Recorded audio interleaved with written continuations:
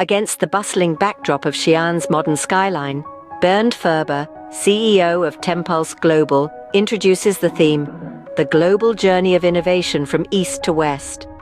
The video showcases Xi'an's advanced technology landscape, state-supported AI programs, and the vibrant entrepreneurial spirit, capturing the awe of DACH region entrepreneurs visiting for the first time.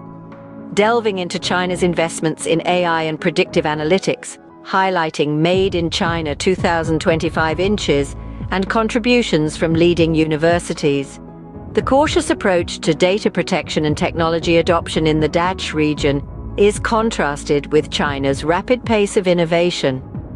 Bernd Ferber shares the importance of adopting agile development processes, business research collaboration, and investing in AI to stay competitive.